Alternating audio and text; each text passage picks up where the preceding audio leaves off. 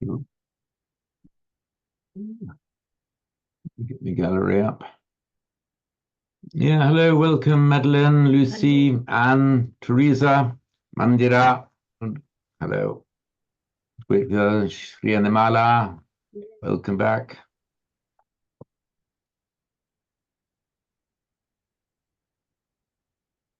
Good, let me just share screen. Oops. Share screen. Okay.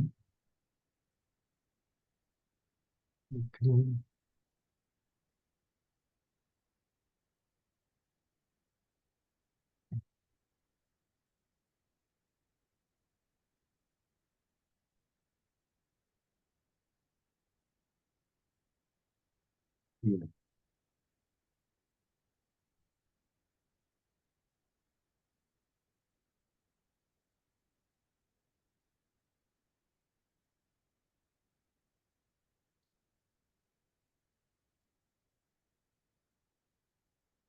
Right, so last time we looked at the Bhagavad Gita, chapter 1, verse 45. So according to my notes, we're just due to do a recap of that. So here we are.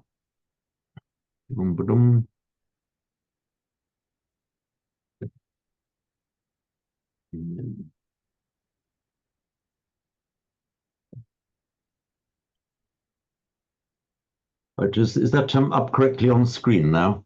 Yes. Very good, thank you.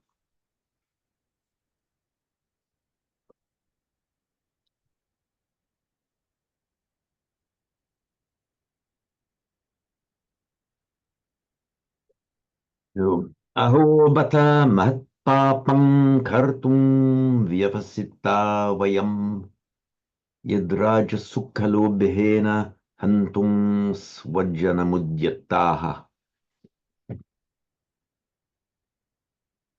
Now, last time round, we went through this verse. Was there anybody who didn't get a chance to recite it and would like to do so this time?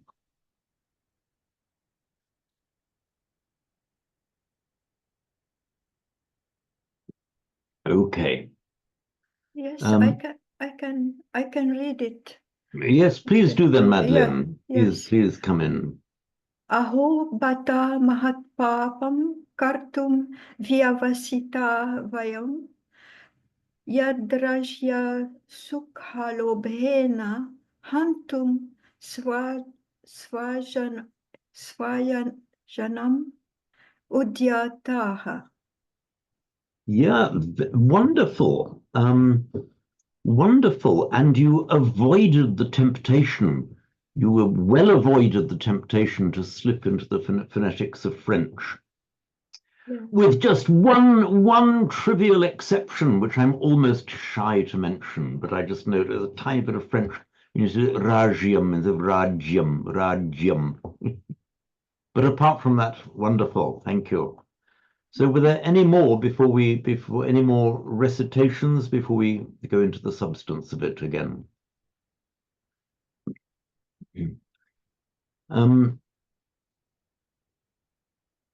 So this, I think, if I remember rightly, I think we did go through all the individual words last time. I think we did. I just want to look at this last word, the udyataha. It's from the root yam. Cool up. I've had. Oops.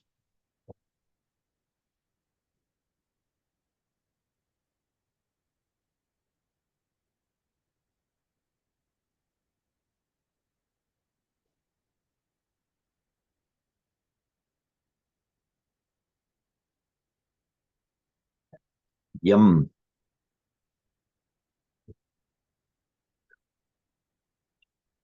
Now, rather like the root gum to go, it drops the nasal in the past participle. So yum is yetta. just as gam makes gata, the sugata, tathagata. There are just some roots in that do that, but by no means all.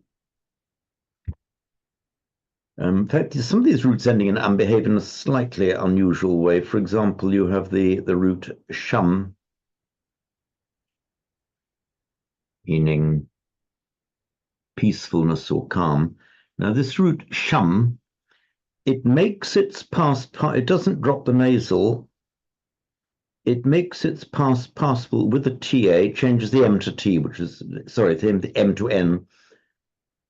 But it lengthens the R. So from the root sham, you get the past participle shanta. And there's the meaning peaceful. And of course, the word for peace is shanti. And I think virtually everyone is the Om Shanti, Shanti, Shanti. Anyway, yam, this root yam, it has the underlying idea of exerting a force, not a striking force, but a gentle force, as a force of pushing a heavy object or a force of lifting.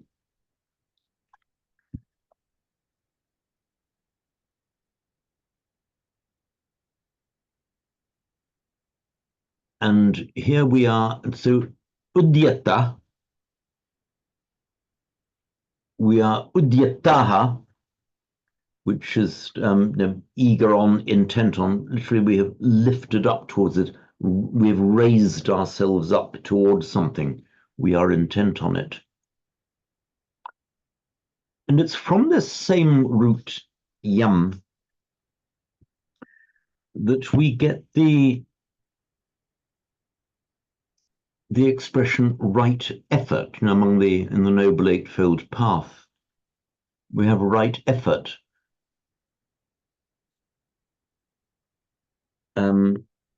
It's in Pali, and then we looked at it in Sanskrit.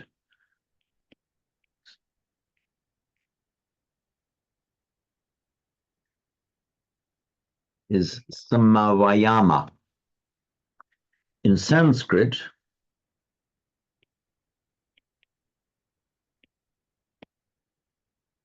it's samyak vyayama.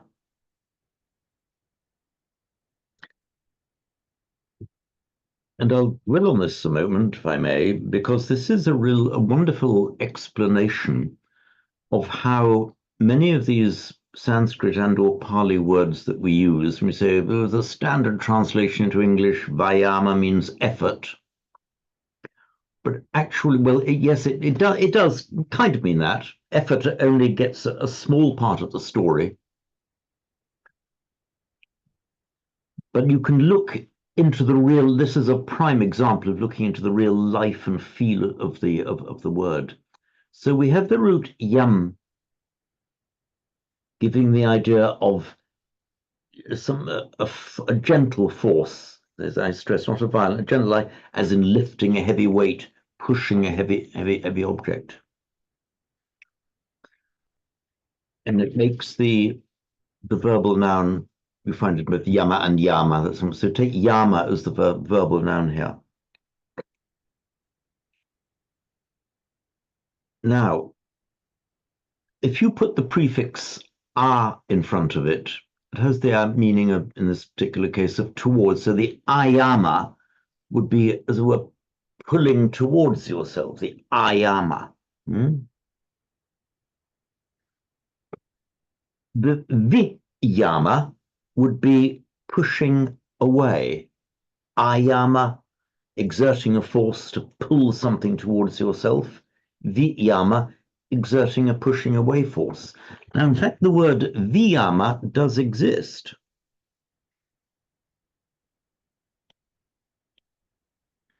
And in Pali, actually, it's just become vama. Viyama vama. It means so pushing away or stretching out. And it is said, here in this fathom-long body, O monks, is deliverance to be found. So the Vama mate kalevere, in this fathom-long body. I'm doing a Vama or Vyama exercise on my arms. I'm stretching my arms. Welcome, Penny. I'm stretching my arms out. And so this Vyama in Sanskrit, Vama in Pali, was sometimes written as Byama, is the length of the outstretched arms. So the Vyama Matta means of the or matra in Sanskrit, of the length of the outstretched arms. So Vyama Mate Kalevare, in this very fathom-long body, described as a fathom, the length of the outstretched arms. So that's the stretching out. The Ayama then is the pulling towards you. Now, put these together. Vi-a-yama, vi away, a towards yama, which comes vyayama, this one in Sanskrit, and just vayama in Pali. It's treated as the same word, the Pali variant from the Sanskrit.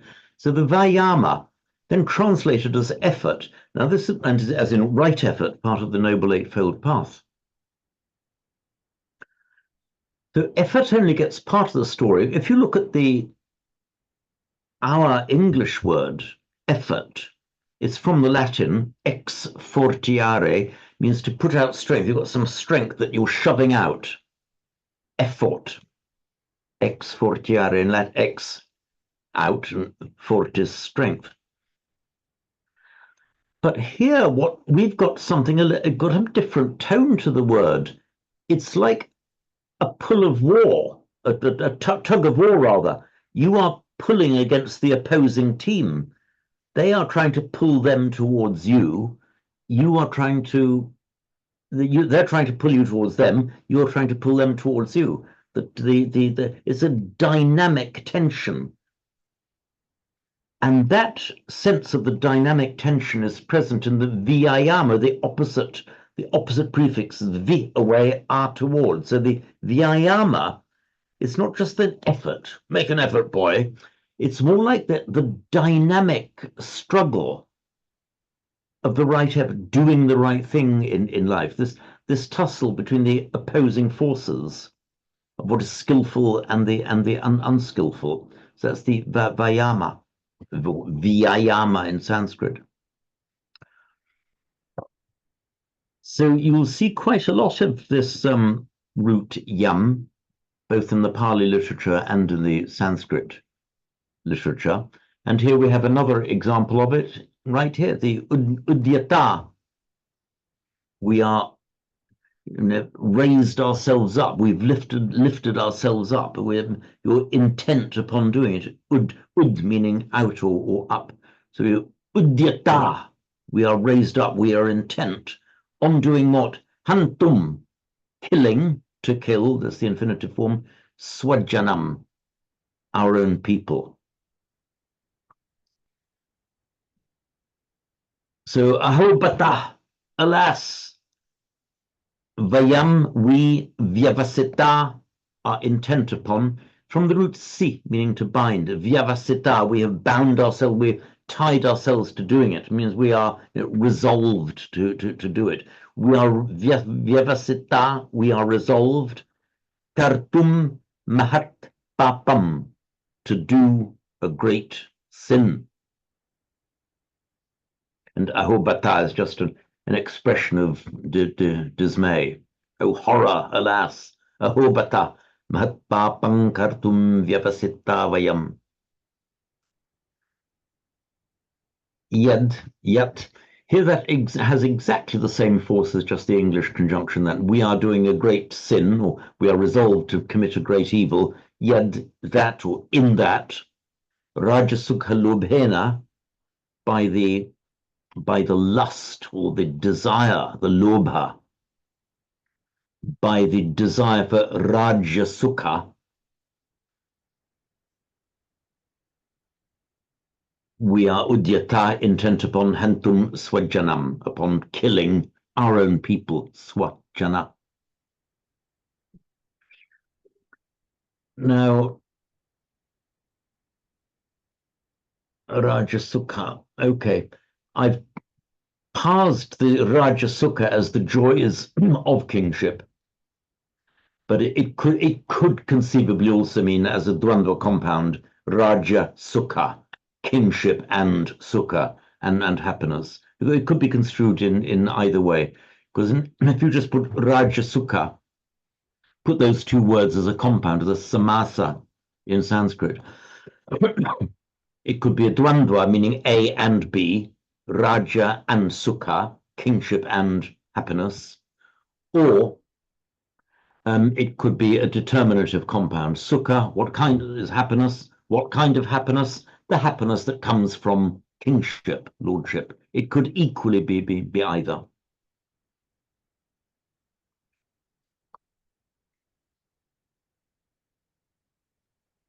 So before we move on then, by the way, this lobha,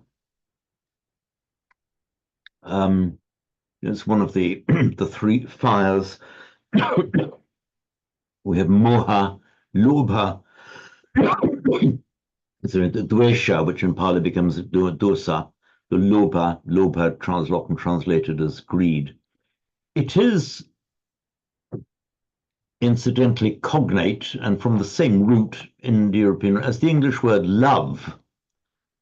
So the meaning has changed slightly. So lobha in Pali and Sanskrit tends to be kind of greedy desire, though it has in modern English has taken on the meaning of love, English and the other Germanic languages, and these in the Slavonic languages as well, and ljubit in Russian, for example. So, any comments or queries? All right. Please, James, can I ask you? Yes, please, Madeleine, come in. I know you explained it last time, but I'm not able to grasp it. Mahat Papam. From what I understand, why Maha is not a long A to Mahapapam. Usually, that's I have seen in the literature. When you say something is great, is Maha with a long A. Why there is a T here? I know Mahat comes from the root Mahan, but I am not able to understand why the T is used here. Okay. I very much hope, and this is really a test of me, that within a minute or two, you and everyone else will have a full understanding with no residual doubt of why. Okay. First of all, no, what am I going to say first? Okay, so we have the word. Oh, can we see the iPad? Please? Sorry, iPad. Here we are. Stem mahant. Yes.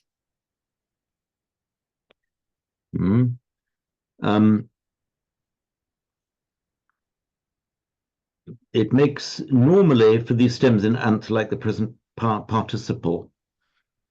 It would be in the nominative singular form mahan.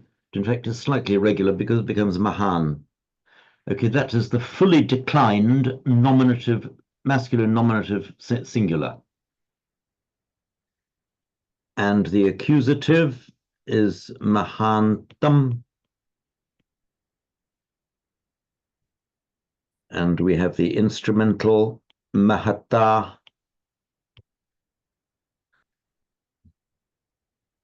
This is fully declined. These participial and other adjectives ending in ant or ant make a neuter in mahat. Mahat. I'm just going to call up now, and I called it up for those of you who are with me for the Pali class. I'm going to call up the same text that I brought up for you about these stems in Atmanmant. So some of you are seeing it for a second time. today. Oops, sorry, I've called up the wrong one, not that one.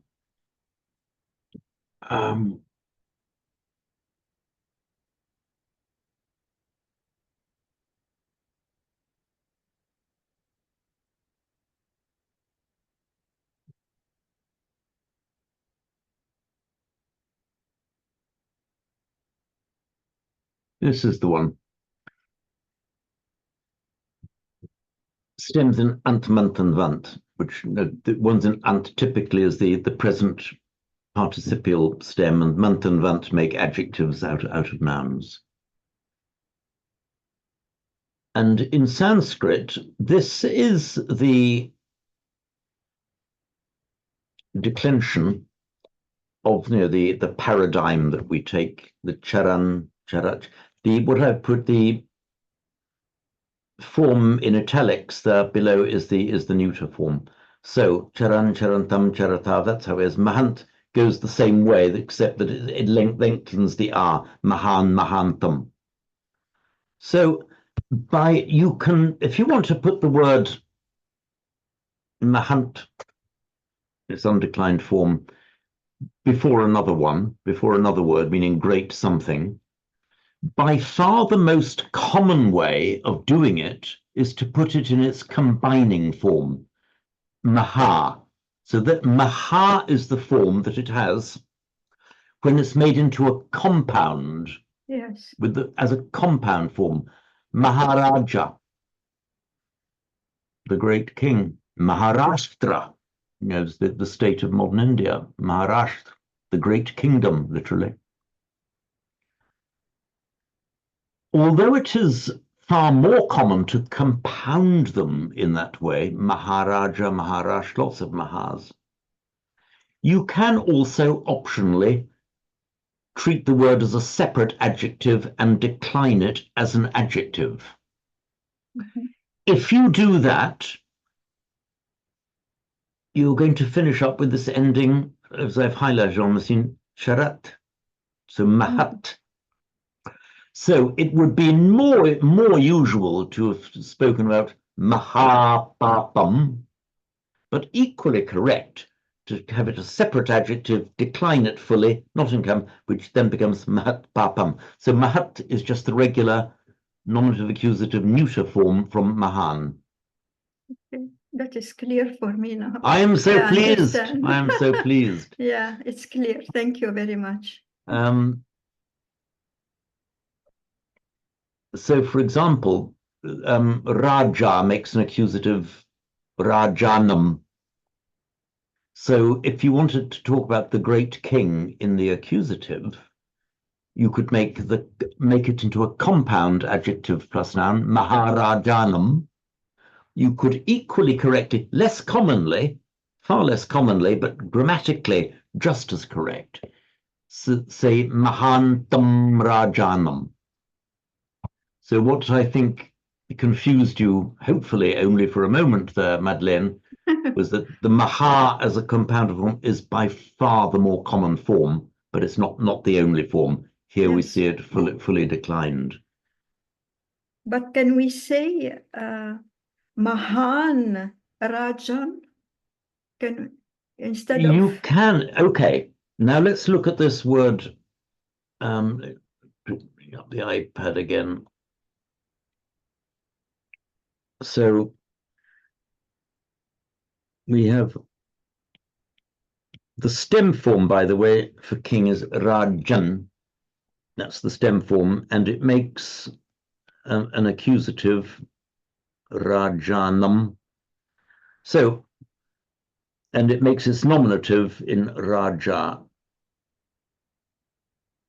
That's because nouns ending in an make a nominative singular by dropping the n but lengthening. So, Raja.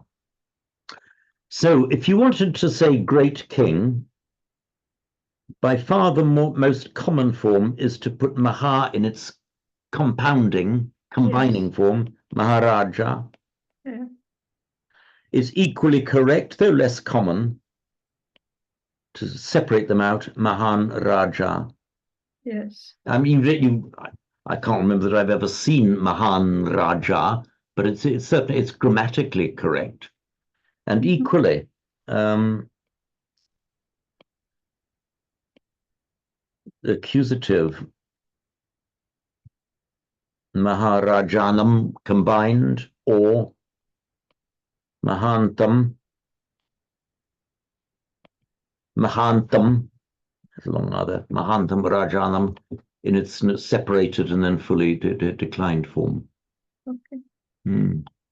Thank you very much. Right, there we are. Hopefully that's all, yes, all yes, clear. it's clear. Right. Professor Whelan, can I ask something? Yes, please, Mandira. This word vyayam, it reminds me of the Sanskrit word vyaya, which means to spend. So the word vyayam, in the word vyayam, it basically we are seeing the connotation of spending energy, physical energy by doing exercise, whereas in vyaya we are seeing we are seeing it as expenditure. Okay, right. I can explain Is it something exactly. similar? I can explain exactly. They're in fact from separate roots. Oh, I see. But I'll give it to you now.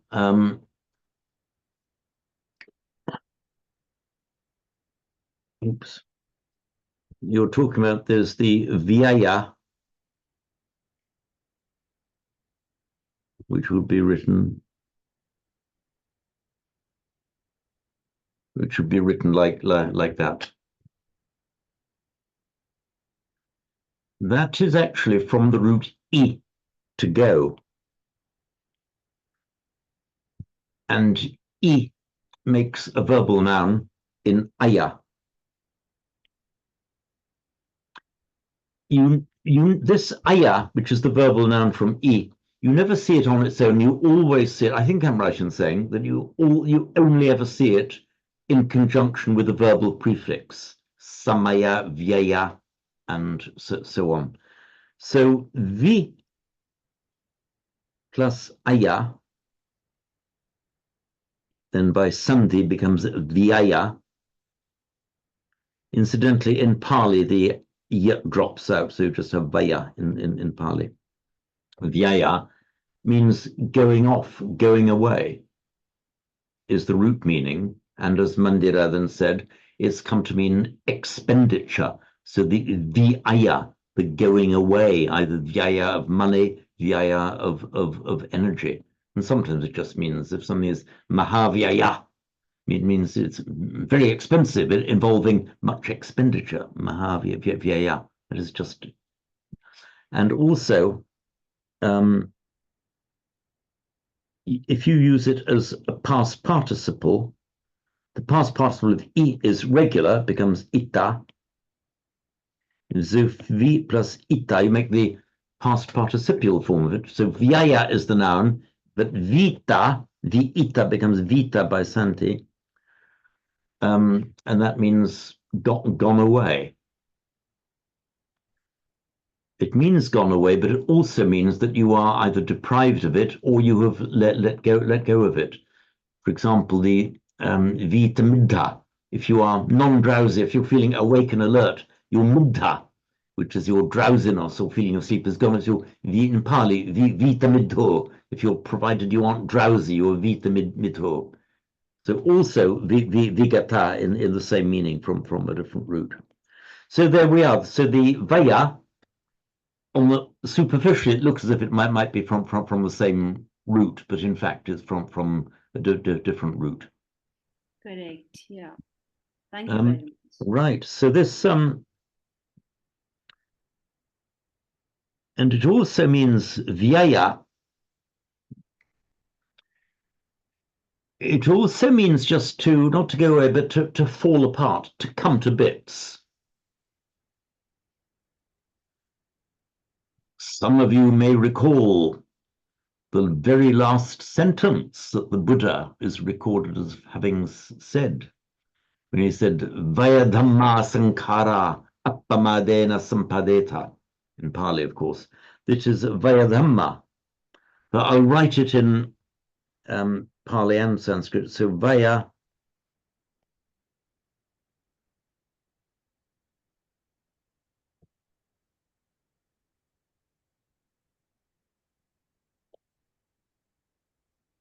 Vayadhamma Sankara. And I'll now write it the same in Sanskrit, though Buddha didn't say it in Sanskrit, of course.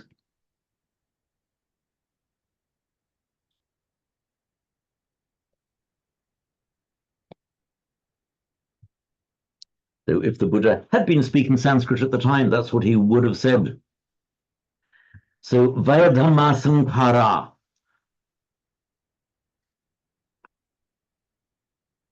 Pamadena sampadeta, strive on with a pamada, with heedfulness and diligence. So a sankhara, which is a sanskara in Sanskrit, is everything that has been compounded. Sankara, an S slips in. Sanskara just means putting together, making together.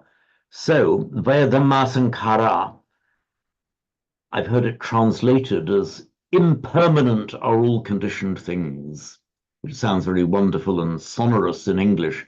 In fact, it's a much more earthy meaning. The Vaya, in Sanskrit, Vyaya, the word that Mandira raised there, just here in this context has the meaning of falling apart. So if something is Vyaya Dharma, Dharma used as the second member of a compound can mean have the nature of doing something. For instance, Marana is dying. We are all Marana Dharma. We are of the nature to die. Jara Dharma. We are of the nature to grow old. Sankara, Sanskrit Sanskaraha, compounded things, anything that has been put together. All of these Sanskara are Vyaya Dharma. They are of the nature to fall apart. So Vaya, falling apart, Dhamma, natured, Sankara, conditioned things, compounded things. So we have, say, Roger, yes.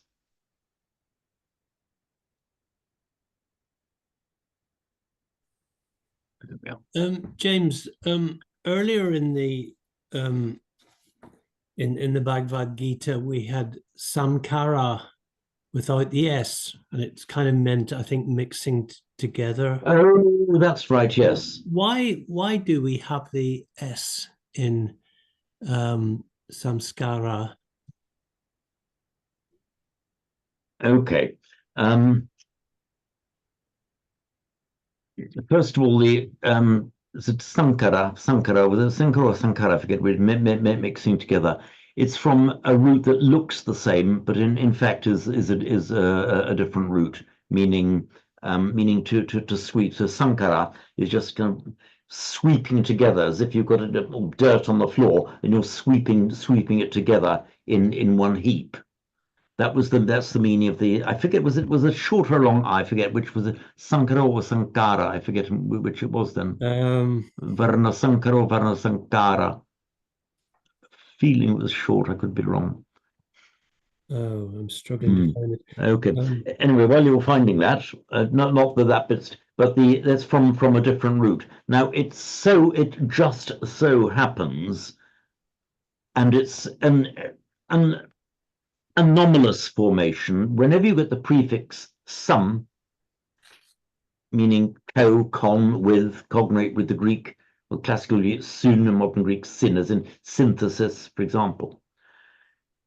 That normally just joins onto the following word without any change, and the M comes from anuswara, but it just joins on. And I think when it joins the prefix "some" with the root kri, meaning to do, it is, I think I'm right in saying, unique in the language, and that because an S just kind of slips in. How it got there, I don't know. It just does. So that's why we have sanskara, a compounded thing. It makes the past participle Sanskrita, which we say in English as Sanskrit, because that's the name that they give to the refined language, not just the rough colloquial language. which there are several, which Pali is one. When I say rough, just the ordinary natural colloquial language, but it's the Sanskrita, the put together, refined language, the cultured language. So the answer to your question really is, I don't know why, it just did, and it stuck there. But the Samkara one, it's a different root.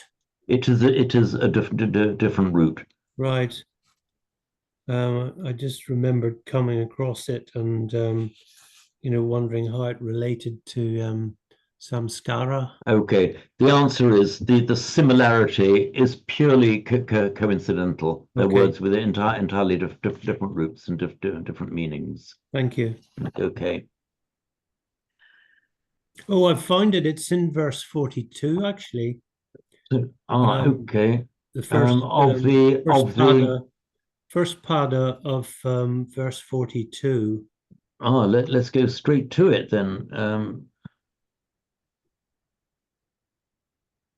Where are we? Oh, here we are. Sankaro with a short R. Sankaro. Oh, that's right. The mixing up. Should I do a note on it? Maybe in the previous verse I did a note on it. Varna Sankara, here we are, the mixing of the castes. Ooh, look at that. You see, right. urgently I've made a mistake. It's not the same, it's with a longer kri or kr or kri. To pour, scatter, and then to heap up. So that is any resemblance to the root kri, then Sanskrit, is purely coincidental. They are entirely different roots. And then again, in somewhere in the Dhammapada as well in Pali, you have a sankara, just meaning a heap of rubbish, stuff all kind of swept together. So be wary of that one, purely coincidental, superficial resemblance to the sanskara. Okay, thank you. Now, interestingly, with the meaning of the word sanskara, combining, putting together with the suggestion of a deliberate thing.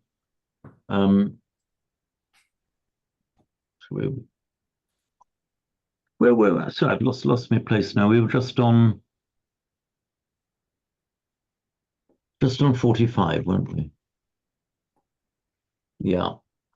So the sanskara, Sanskrita, cultured. In fact, am I right, Mandira? In modern Hindi, the word Sanskriti is used to mean culture. Yes, that's right. Is it okay? Fine. Commonly used. I'm sorry? It's commonly used. Commonly used. Okay, Sanskriti meaning culture. So Sanskriti is simply the noun form of the adjective Sanskrita, or the other noun Sanskara. So Sanskriti, the idea of not just behaving as you feel like it naturally, carrying on, is a cultivated, deliberate behavior. What is cultivated in the sciences and the arts, not just a random pouring forth. There's the deliberate, effortful cultivation of something. Now, not exactly the opposite, but sometimes an opposite of the prefix sam, you have pra. So the verbal prefix sam, like the Greek sin and the Latin con, means a bringing together, a with. The pra has more the idea of out, forth. Greek pro, Latin pro, English forth. And they're sometimes used as opposites. Now, think of Samskriti,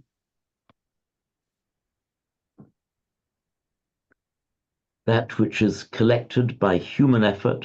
That's the word for culture. Now, Mandira, do you use the word prakriti in modern Hindi for nature? You do?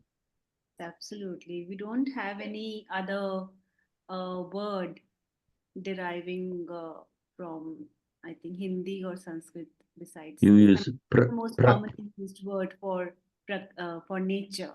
nature. So prakriti is the word you use for nature.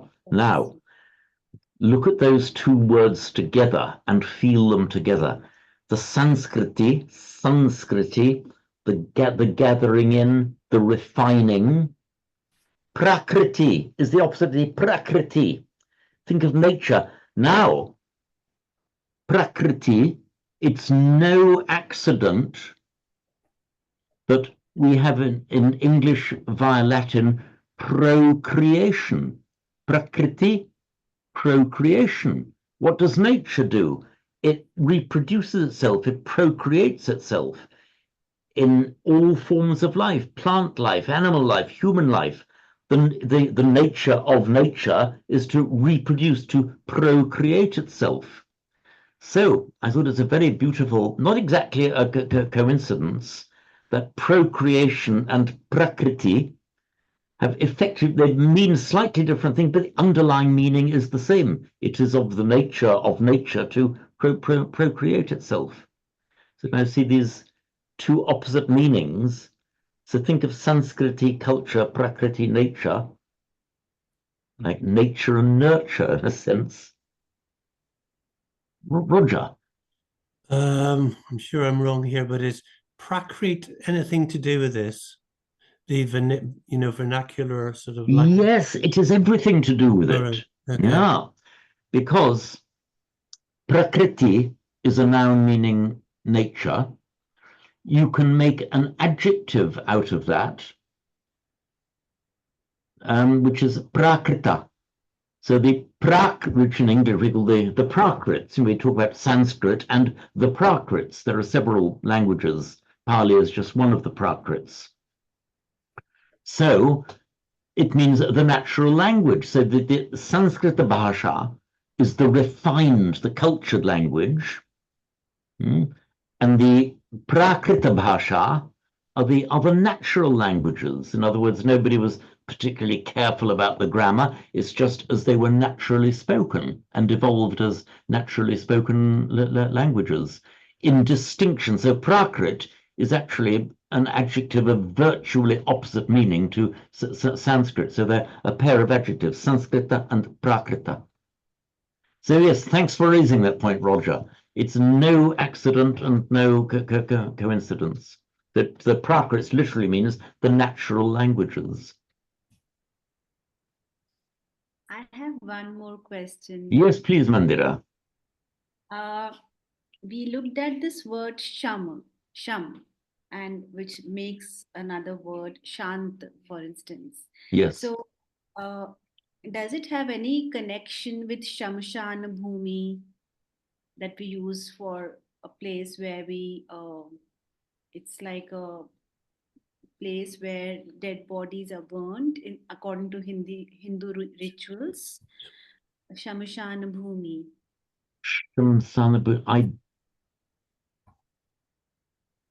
I'm trying to remember the original Sanskrit word for it. Is it shmasana or shmasana, something like shmasana bhumi?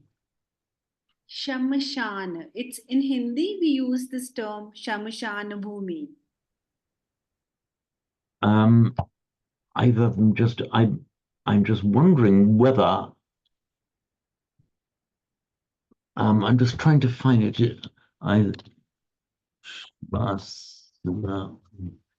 Oops, sorry.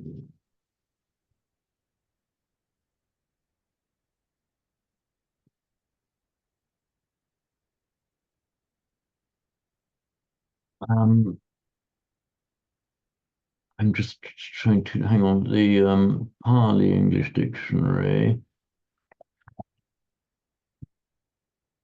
So the answer, I'm not. If I can't find it quickly, I'll raise it again next week. Let me just see if I can find it quickly. So what I find. So,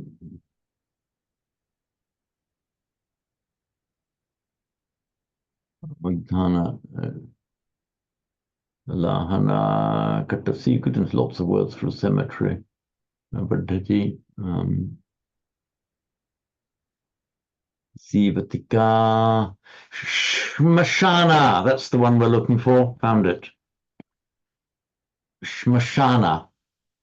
Let me just now take let's look up Shmashana.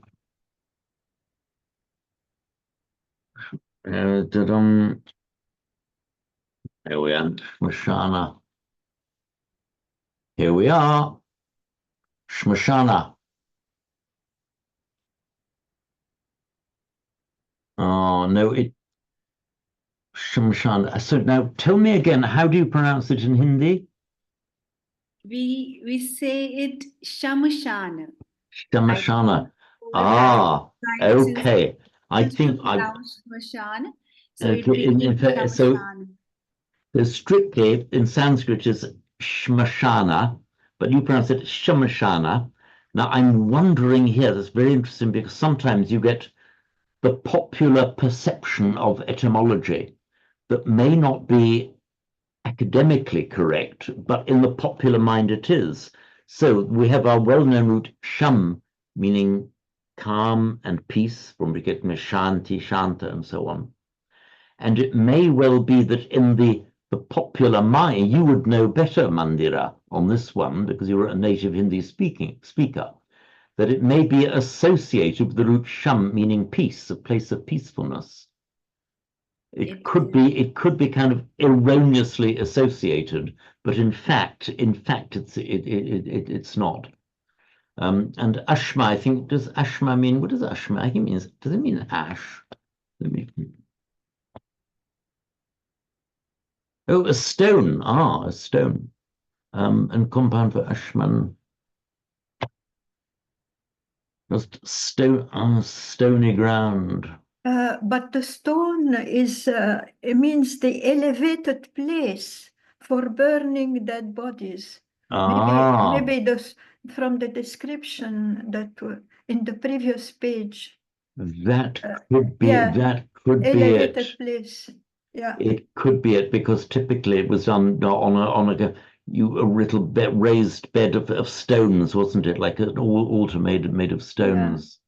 Yeah. So that's the answer to it. It's like the stony ground, and then a brief from Ashmas, the asana, of course, a place where you sit, a seat. So the Ashmasana becomes Shmasana. That seems to be the answer. But an entertaining diversion. Very interesting.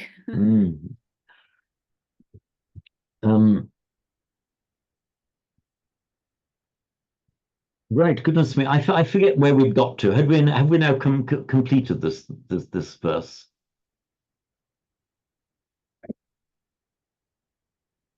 Yes, I think so.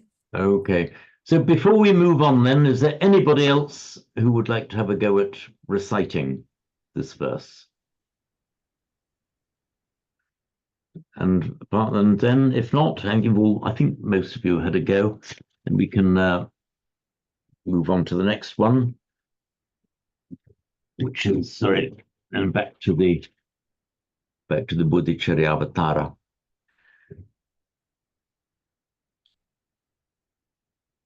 Right, Bodhicharyavatara. Let me call it up.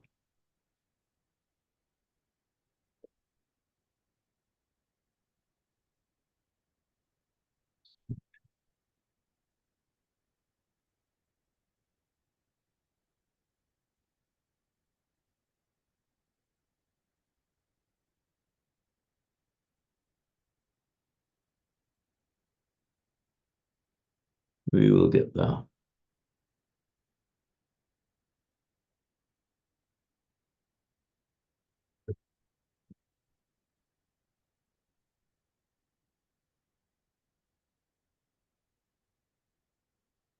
Okay, so here we start now with verse 20 in the Kshanti Paramita, the perfection of Kshanti, forbearance in the Bodhicharyavatara.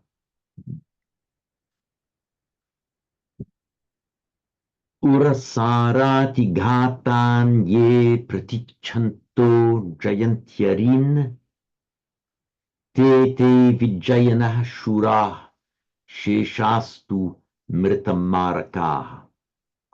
Once more. Urasarati ghatan ye pratichanto jayantyarin te vijayanah shurah sheshastu mritamaraka. So the uras consonantal stem in as is the chest. So urasa with the chest. So ichati, he, she, or it wants. Pratichati means you can willingly receive. So prati ichati, to counter want, you are receiving. This is the oh, I shut it off. Yeah, now yet again look at this table. This is the present part of the table that we saw earlier. And those of you who were with me for Pali earlier will have seen it before as well. So, ichati, to want, very common verb, and makes the verbal noun icha, meaning a desire.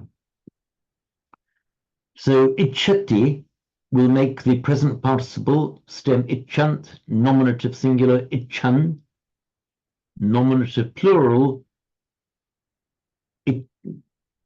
nominative plural ichantaha. So prati ichantaha would be prati chantaha. So the prati ich becomes by sandhi pratich. So prati chantaha. And by sandhi then, before the preceding voiced consonant, prati chanto. So this form prati chanto, there are a few rules you have to remember to get there, but as is usual with Sanskrit, it's done in a very regular way. So pratichanto jayanti arin. Jayanti, they defeat. Arin, the enemies.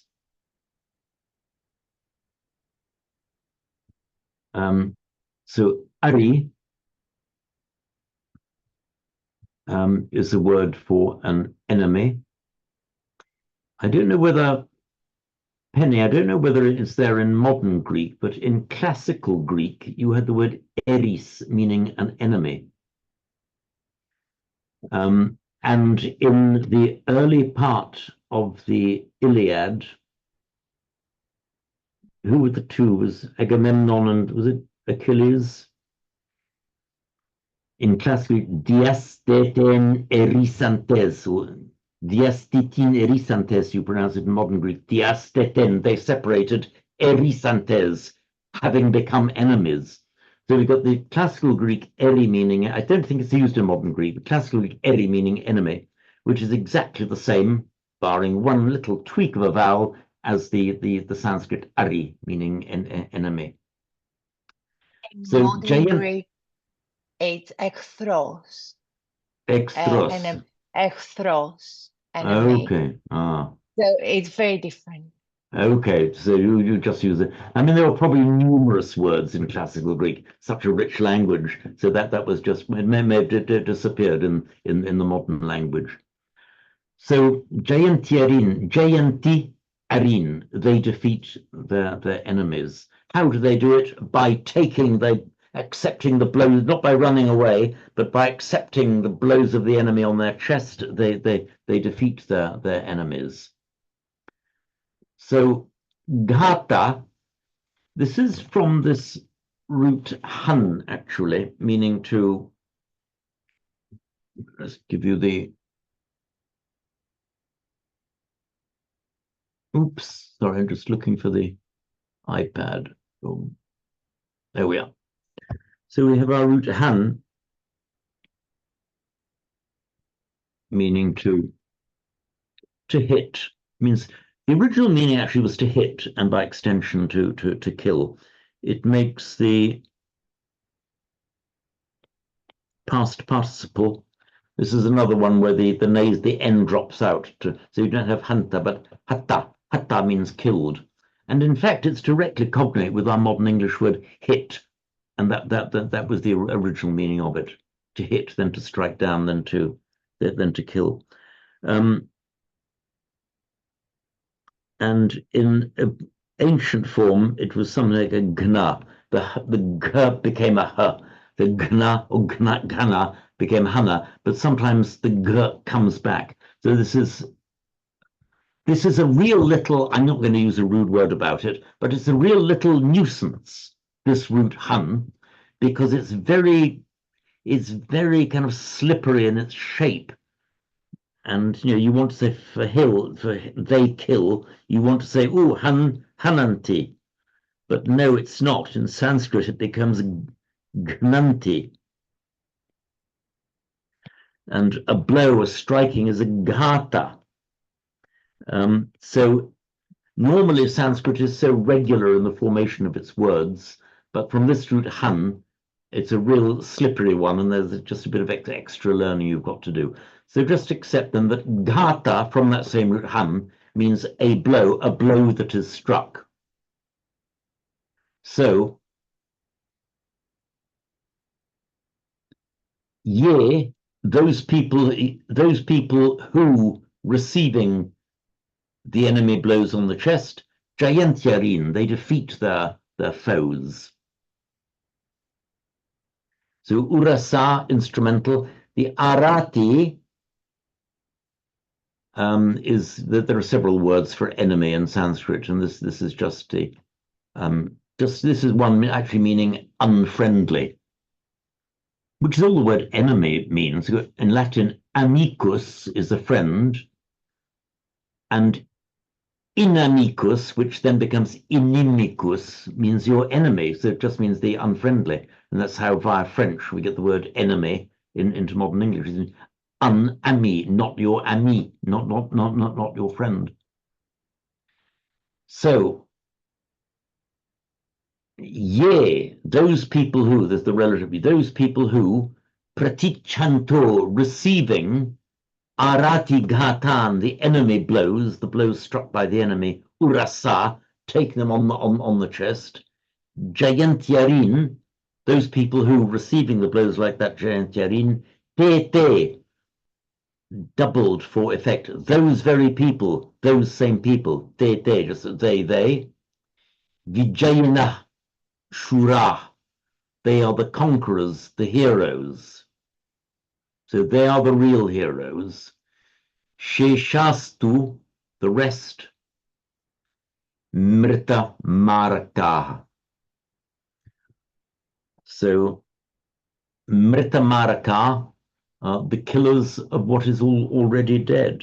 So we've got the mri, to die, mriate, present he died, ishiet died, mriate, so mri. It makes its past participle regularly, just add ta to the root, mrita. So mrita is dead, and it's come with very few changes through Latin. Mortus, the mrita, modern French, mort, morto, muerto in Spanish.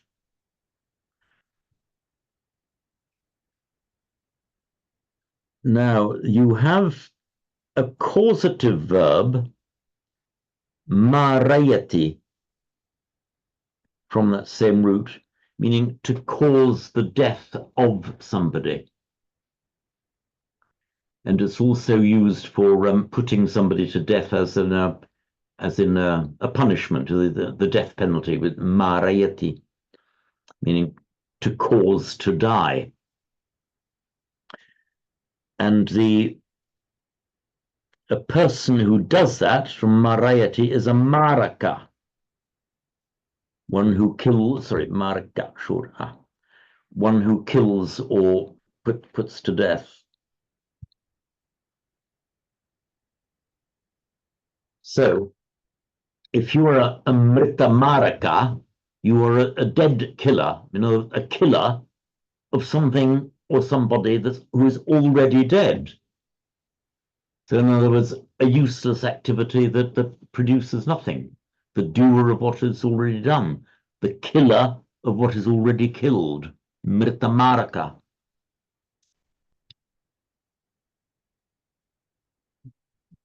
So the imagery here is that if we behave in life otherwise than this idealized way, all we're doing is something as useless as killing what's already dead.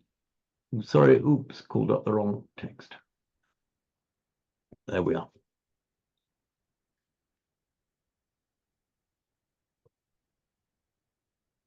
This word Jayantyarin,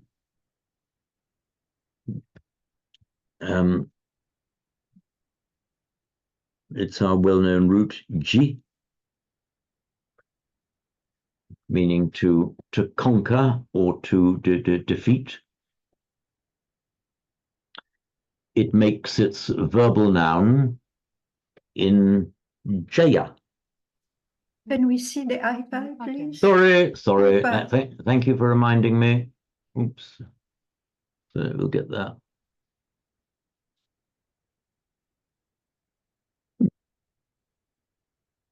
Oh, here we are. So root Ji, to conquer. And the verbal noun Jaya, which among the Hindi speakers in modern would be pronounced something like Jai. Jai Hind, victory to Hind, Jai Hind. Do people still say that, Mandira, Jai Hind? Sorry, yes, we do. Okay. Oh, that's right. Yeah, I mean, I just not so long ago, scrolling through various things about India, I came across some of your wonderful Independence Day military parades. My God, you Indians can put on a military parade, can't you? You know how to, and there were the shouts of Jai Hind, Jai Hind. You know. Yeah. So in Sanskrit is pronounced Jaya, Jaya, two distinct syllables. What happens in Hindi? First of all, a final short a is not pronounced, and then the I sound becomes more of an a, J, Hind. But it is essentially that same word. And it makes its present tense as a verb. It makes it both in the parasmaipada, the active transitive form, and in the atmanepada. Jayati, Jayate. They both mean to conquer. But there are several verbs that can be used in both the parasmaipada, like the transitive form, and the intransitive form, the atmanepada, with a slightly different meaning. For example, if you are specifically whacking the enemy, defeating your enemy, you tend to use more the parasmaipada, the jayati form. But the intransitive, self-directed jayate is more victory accomplished for oneself. And as you have, for example, the logo of the Republic of India, Satyameva Jayate, not Jayati, Satyameva Jayate, means the truth alone, or it is the truth that will conquer. The truth alone will conquer. So the emphasis here, the Atmanepada Jayata, is simply it emerges victorious. Whereas the Jayati, the more transitive one, is you're actually specifically emphasizing on an enemy that you are defeating. You have the same, for example, a bit of a rabbit hole here, from the root yaj, meaning to perform a sacrifice, you know, the traditional Hindu sacrifices. You have the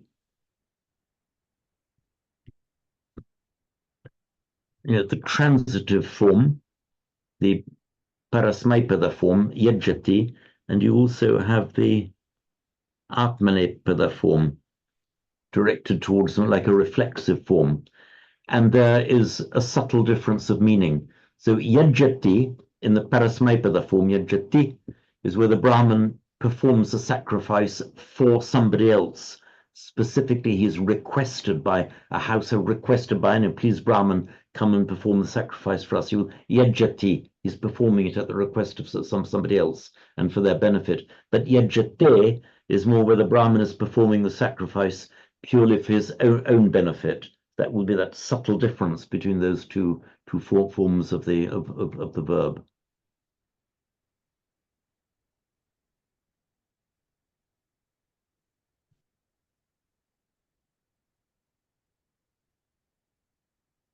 Sometimes, as here, you can have a prefix added to a verb that doesn't really alter the meaning. Mostly it does alter the meaning, but so jaya, victory, also vijaya, and it equally means victory. But with a kind of a sub, the vi. What does the vi really mean? The vi is the separative prefix, the idea of pushing apart, destroying. So the vijay almost has the subtext of that you are the victor, you've won, you've defeated the enemy, but the idea of you've destroyed the enemy, the vijaya. Same as the V of vyaya. Can it just be for emphasis, V? It can sometimes be for emphasis. That's an interesting point there, because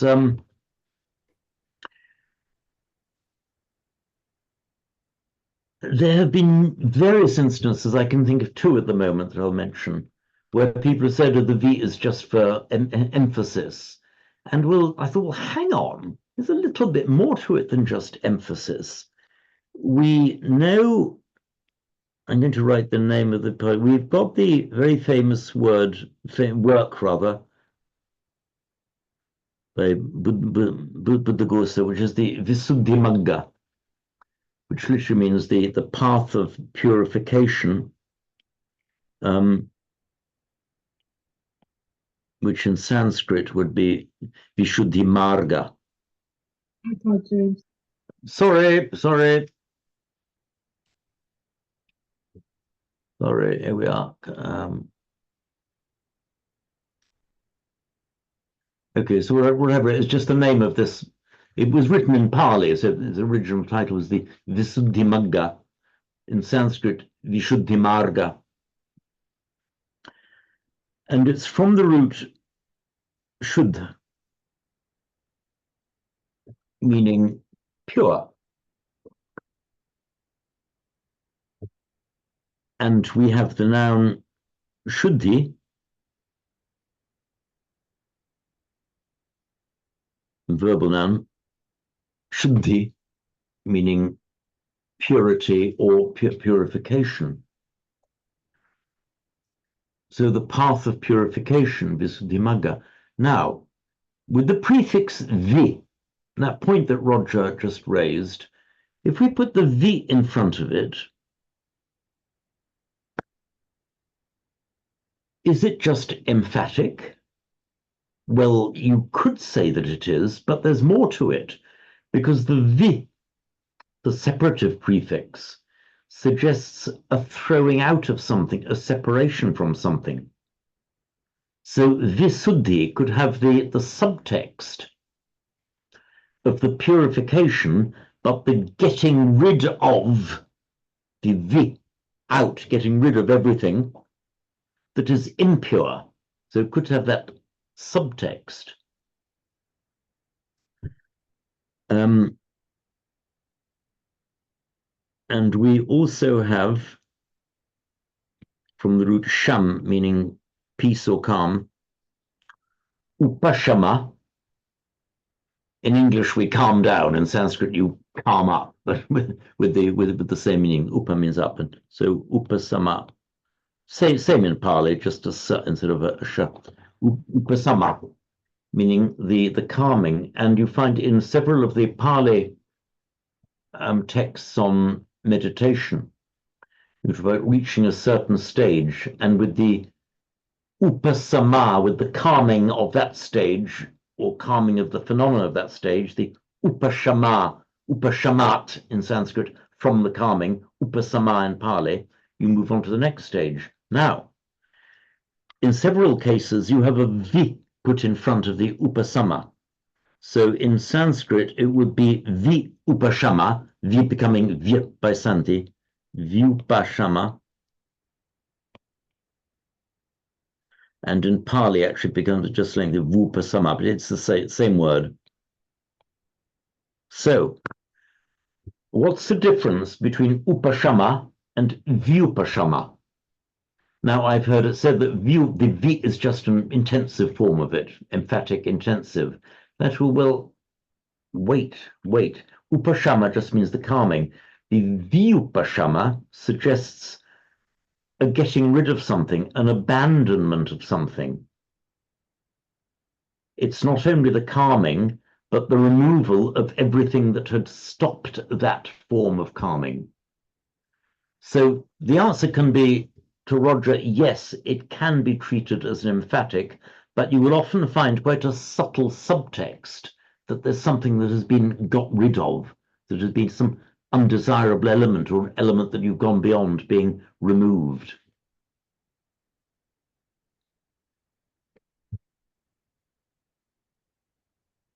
There is a word in the scriptures that I read is upasmahe. What does it mean? Because when I read the word upashama, it reminds me of this word upasmahe. It's in an invocation or in the scriptures. So is it upashamahe or upashmahe? No, upasmahe.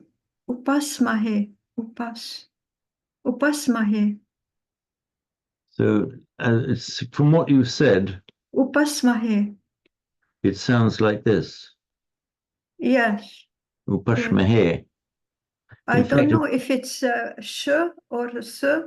I don't know. It came to mind. Yeah.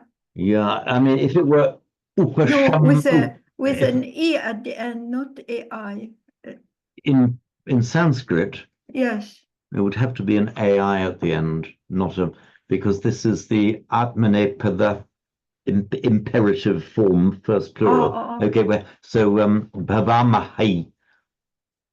But it would be pronounced something upashmahe in modern Hindi, but in fact would be the I in. I don't actually know. I'll try and find out for next time. Well, if I come across it in my reading, I don't remember where I saw this word. If I see it, I will mention it to you. Okay, please do. Time. Yeah, I don't recognize it, but I would be, somebody raises a point, my little brain likes to get to work on it and analyze it and find out. So if you find it, let me know, and I'll spend a little bit of time on it in the meantime. See if I can find it. Thank you. Okay, thank you. Right, so back to where we were.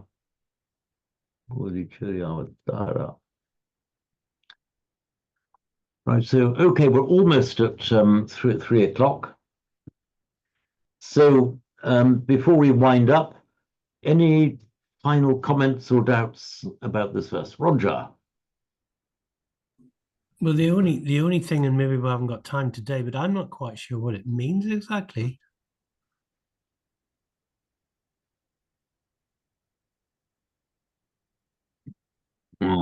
It's a good thing. It's a good thing to take the blows of an adversary on your chest, but the second part of it, while the rest kill what is already dead, I don't really get the meaning completely.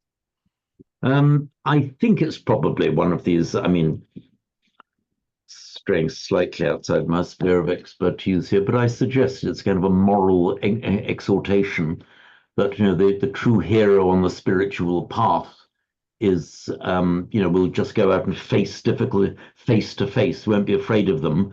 So that's the moral equivalent of well, it's a bit like taking it on the chin, face your difficulty, face the problem, as in face to face battle. Don't run away. And maybe the second one is that, you know, those people who really face the difficulties of life are the real heroes.